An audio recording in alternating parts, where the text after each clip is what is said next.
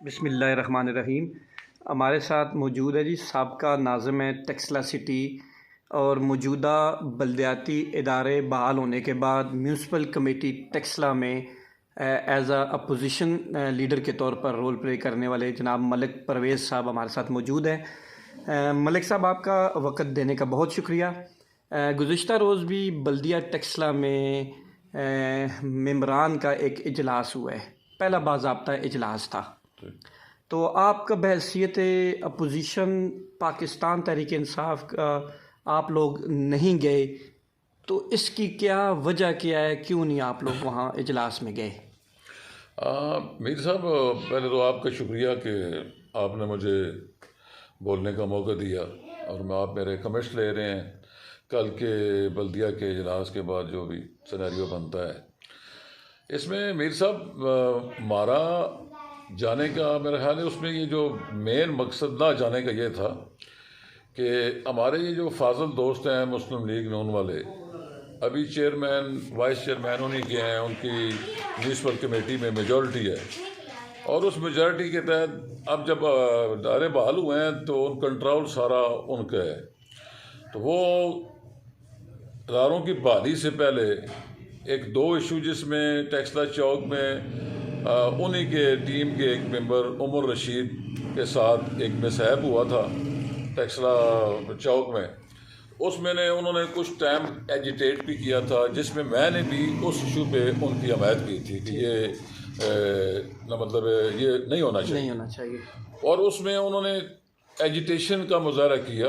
ٹھیک ہے، تو اس سینیریو میں اس کو دیکھتے ہوئے میں نے کہا یار اب چیئرمین صاحب اپنی سیٹ پہ پہنچ چکے ہیں، وائس چیئرمین صاحب بھی بیٹھے ہوئے ہیں، پوری ان کی ٹیم موجود ہے، 30 کے ہاؤس میں وہ 16 ممبران ہیں، ٹھیک ہے، وہ 18 تھے، لیکن اللہ امان نصیب کرے ملک پرویز صاحب اور شفاقت بٹ صاحب فوت ہو چکے ہیں، اللہ ان کی اگلی منزلیں آسان کرے، لیکن آج بھی سنگل جو میجورٹی ہے وہ مسلم لیگ کے پاس موجود ہے۔ ٹھیک ہے، ٹھیک، انہیں ہماری ضرورت نہیں ہے، پہلے بھی نہیں تھی، آج بھی نہیں ہے۔ ٹھیک ہو گیا۔ ہم نے کہا یار آج گورنمنٹ تو بلدیہ کے ارد گرد پاکستان تحریک انصاف کی ہے، انشاءاللہ العزیز ہماری ہے، ٹھیک ہے، لیکن بلدیہ کے اندر اگر انہیں خدا نے پھر کنٹرول دے دی ہے اور یہ ایجیٹیٹ بھی کر رہے تھے کچھ ایشوز پہ، تو ان کو فری ہینڈ دیا جائے۔ ٹھیک ہے، یہ پوری طاقت کے ساتھ اپنا جو ایجنڈا ہے اس پہ یہ عمل درآمد کریں، کیونکہ جب ہاؤس میں بندہ بیٹھتا ہے تو کوئی نہ کوئی اختلافی بات ہو جاتی ہے جس سے ماحول جو ہے نا وہ پورا گندا ہو جاتا ہے۔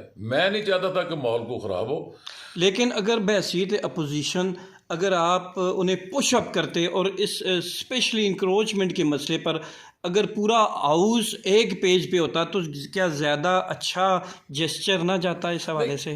آپ اس حوالے سے ٹھیک ہی کہہ رہے ہیں، لیکن میں سمجھتا ہوں کہ ہمارے ہونے نہ ہونے سے کوئی فرق نہیں ہے۔ اگر ان کی نیت ٹھیک ہے، وہ کام کرنا چاہتے ہیں اپنی ڈومین میں رہتے ہوئے، اس ڈومین میں رہ کے تمام پاورز ان کے پاس موجود ہیں، چیف آفیسر سے لے کے تمام نیچے تک تمام عملہ ان کے کنٹرول میں ہے، ان کے سائن کے نیچے ہے، وہ اگر مخلص ہیں ٹیکسلا کے شہریوں کے ساتھ تو تمام تر طاقت اب ان کے پاس موجود ہے۔ یہ جو لوکل مسائل ہیں انکروچمنٹ کے حوالے سے اور صفائی کے معاملات ہیں، لائٹنگ کے معاملات ہیں، RWMC جو صفائی کا دیکھ رہی ہے اس کے ایشوز ہیں بہت سارے، یہ ان کی ڈومین میں آتے ہیں، ان کی پاور ان کے پاس موجود ہے۔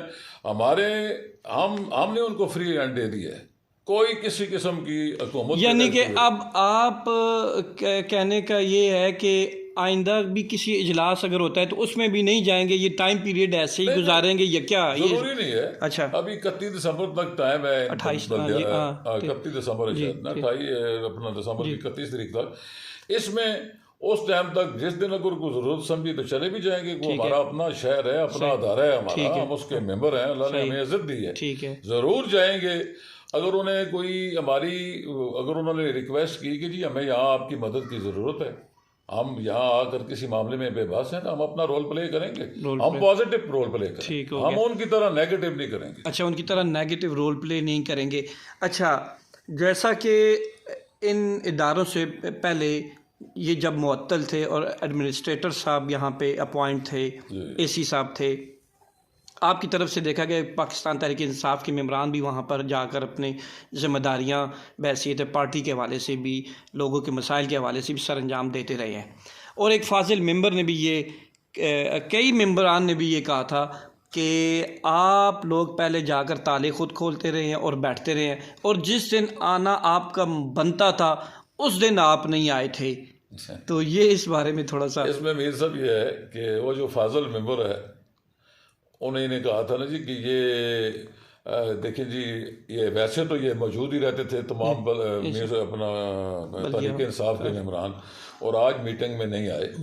تو وہ کہہ رہے تھے جی کہ ہم تو چاہتے ہیں کہ بلدیہ کے اندر تحریک انصاف اور مسلم لیگ نون ایک پیج پہ ہو شہریوں کے مفاد کے حوالے سے. یہ کہنے کے تو یہ بڑے خوشنما اور اچھے الفاظ ہیں، لیکن تھوڑا سا وہ ہمارا فاضل ممبر اور ان کے جو ساتھی ہیں ماضی میں جائیں نا جی تو اپنے رویوں کو دیکھیں کہ کیا وہ رویے جمہوری تھے. دیکھیں نا 2010 سے لے کے 16 تک ان کی گورنمنٹ تھی پنجاب میں بھی اور مرکز میں بھی، اور یہی ہمارے فاضل ممبران یہاں سیاہ اور سفید کے مالک تھے. اور ہماری ایز اے شہری کبھی بھی انہوں نے پارٹیسپیشن قبول نہیں کی اپنے ساتھ. پھر 2016 سے 2000 تقریباً 18 تک 1.5-2 سال تک جو بلدیاتی ادارے جو بحال ہوئے ہیں، یہ جب اسٹارٹ ہوئے تھے چیئرمین محمود حسین شاہ صاحب تھے مسلم لیگ نون کے، ذیشان بٹ صاحب وائس چیئرمین تھے، اور بلدیہ کے ہاؤس میں 30 ممبران میں سے 18 مسلم لیگ کے تھے اور 12 پی ٹی آئی کے تھے. اور کیا یہ ذرا اپنے دل پہ ہاتھ رکھ کے کہیں نا کہ شہر کے مفاد میں انہوں نے اپوزیشن کو عزت دی تھی؟ انہوں نے تو ہمیں 1% کا کام تک کرنے نہیں دیا. جو ہم سے 10 ہمارے جو الیکٹڈ کاؤنسلر تھے ان سے جو 10 بندے ہارے ہوئے تھے کہ ان کو فنڈ دیتے تھے، ہمیں نہیں دیتے تھے. یہ ان کی جمہوری. کیا ہم شہر کے شہری نہیں تھے؟ کیا ہم ووٹ لے کے نہیں آئے تھے؟ لیکن انہوں نے کبھی بھی ہمیں اکاموڈیٹ نہیں کیا. لیکن ایک جگہ اکاموڈیٹ آپ لوگ بھی ہوئے تھے کیا؟ جب محمود حسین شاہ صاحب کو ان کے خلاف تحریک عدم اعتماد لائی گئی تھی تو آپ کے ساتھ بھی نیگوشیٹ ہوئے تھے، آپ نے بھی انہیں تعاون کیا تھا یا آپ اس ساتھ نہیں تھے؟ کیا تھا بالکل. اس میں دیکھیں جی کہ یہ تو میرا خیال ہے کہ مسلم لیگ نون کے جو ہسٹری ہے نا اس کا وہ ایک سیاہ باب ہے. کہ یہ 18 ممبران 1.25 سال کے اندر ایک دوسرے کی بوٹیاں نوچنے پر لگ پڑے. 9 کے 2 گروپ بنے.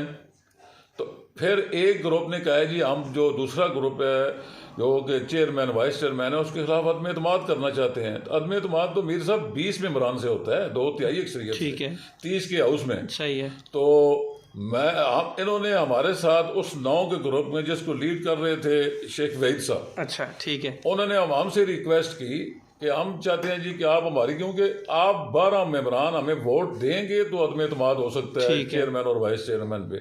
یہ تو ہماری مہربانی سمجھے کہ ان کی ریکویسٹ پہ ہم نے اپنے 12 ووٹ انہیں دیے، 9 ووٹ شیخ وحید گروپ کے تھے. اور ہماری مدد کے ساتھ انہوں نے چیئرمین اپنے ہی چیئرمین اور وائس چیئرمین کو اپنی سیٹ سے ڈی سیٹ کروایا اور ان کو رسوا کیا، اپنی پارٹی کو رسوا کیا. اور اس کے بعد پھر آج اگر شیخ وحید صاحب چیئرمین کی حیثیت سے بیٹھے ہوئے ہیں تو یہ اسی ہماری مہربانی کے مرہون منت ہے. اس دور میں کوئی معاہدہ بھی ہوا تھا یا ایسی کوئی بات ہے؟ اچھا چلیں ہمارے بھائی ہیں بھی شیخ وحید. ٹھیک ہے، اچھی بات ہے، ماشاءاللہ. چلیں ہو گیا یہ تو جوابات آپ کے کل والے حصے کے تقریباً آ گئے ہیں. اچھا آپ کی نظر بلدیات کے حوالے سے ماشاءاللہ کافی گہری رہتی ہے، تو آئندہ جو بلدیاتی سینیریو بن رہا ہے، ویسے کل high court Peshawar high court کا بھی فیصلہ آ گیا جو کہ PK میں الیکشن جن اضلاع میں ہو رہے ہیں وہاں بھی جماعتی بنیادوں پر ہی الیکشن ہونے جا رہے ہیں. تو یہاں کیا سیٹ اپ بن رہا ہے بلدیات کے حوالے؟ پنجاب حکومت کیا کر رہی ہے اس بارے میں؟ آپ کو تھوڑا سا کچھ ہمارے ناظرین صاحب جو کمنگ سسٹم ہے اس یہ براہ راست الیکشن ہوگا ہر لیول پہ، کونسلر کے لیول پہ بھی اور چیئرمین یا ناظم کے لیول پہ بھی. عوام براہ راست ووٹ، انڈائریکٹ الیکشن نہیں ہوگا، یہ ڈائریکٹ الیکشن ہوگا. ابھی میرا خیال ہے 30 نومبر تک ووٹس بننے ہیں. اچھا 30 نومبر تک 30 نومبر تک اور اس میں حلقہ بندیاں کی مکمل ہونی ہے. اچھا نیچے نیبرہڈس کونسل بنے گی. ٹھیک ہے. تو اوپر ٹیکسلا شہر علیحدہ ہے, اربن ایریا ہمارا علیحدہ ہوگا اور رورل علیحدہ ہوگا. ٹھیک ہے. اربن میں علیحدہ چیئرمین یا ناظم ہوگا, تو رولر میں علیحدہ چیئرمین یا ناظم ہوگا. نیچے جو نیبرہڈ کونسل شہری حلقوں میں اور دیہاتی حلقوں میں ویلیج کونسل. یہ نیبرہڈ کونسل تقریباً کتنے ہزار ووٹس یا آبادی پر یہ آپ سمجھ لینا جی کہ ابھی مسلم لیگ کے دور میں 22 وارڈ ہے نا ٹیکسلا سٹی. جی سر. اب وہ 22 کے بجائے 8 حلقے بن جائیں گے. 8 حلقے 2.5 یا 3 وارڈ پہ مشتمل ایک نیبرہڈ کونسل بنے گی. اچھا پہلے اس کے الیکشن ہوں گے. اچھا اس پہ ایک چیئرمین ڈائریکٹ ہوگا اور کونسل ٹاپر ہوگا نا. اچھا جو سب زیادہ ووٹ لینے والا اس نیبرہڈ کا چیئرمین, باقی 4 ممبران ہوں گے. 4 ممبران. اور اس میں اقلیتی یا لیبر کا کیا کچھ طریقہ؟ اس میں ایک اقلیتی ہوگا. اچھا. اور ایک لیڈیز ہوگی. اچھا. اور 3 جنرل کونسلر ہوں گے. ان 3 جنرل کونسلر میں سے ایک چیئرمین ہوگا جس نے زیادہ ووٹ لیے ہیں. ٹھیک ہے. تو یہ مرحلہ مکمل ہوگا تو پھر ٹیکسلا شہر کا چیئرمین جو ہے اچھا سٹی کا وہ اپنے ایک پینل کے ساتھ لڑے گا الیکشن. وہ بھی ڈائریکٹ. یہ 60 سے 70 ہزار ووٹ ہے ٹیکسلا شہر. اسی طرح یہ یعنی کہ سٹی کے چیئرمین اور نائب چیئرمین ڈائریکٹ ہوں گے.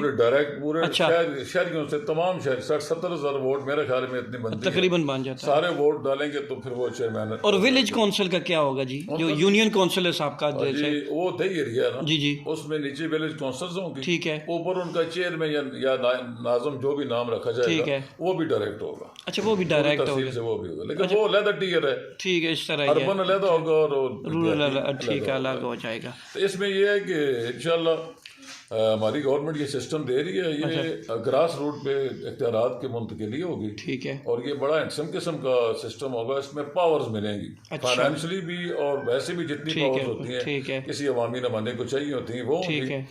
اور ہم تحریک انصاف کے حوالے سے انشاءاللہ آپ کو اس شہر کو بہت اچھی ٹیم دیں گے. ٹھیک ہو گیا. اور ایک پلان کے ساتھ انشاءاللہ آئیں گے اور ایک منشور کے ساتھ آئیں گے اور ایک پورے پیکج کے ساتھ.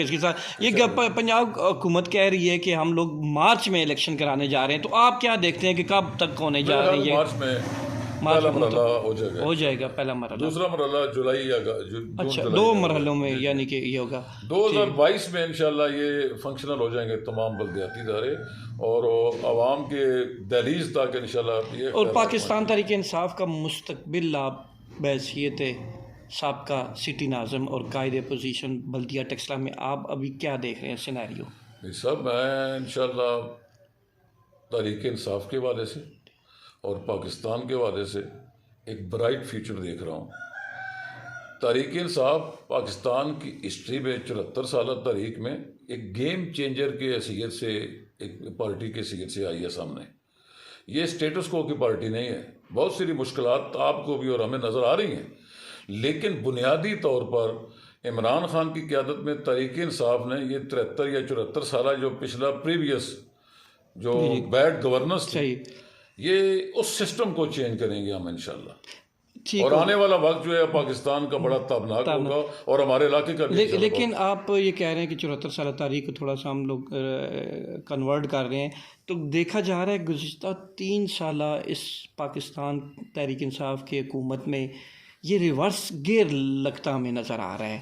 جیسا کہ کنٹونمنٹ کے الیکشن ہوں یا ضمنی الیکشن ہوں آزاد کشمیر یا گلگت کو چھوڑ کر, تو وہاں پہ ریورس گیئر لگ رہا ہے پاکستان تحریک انصاف کو.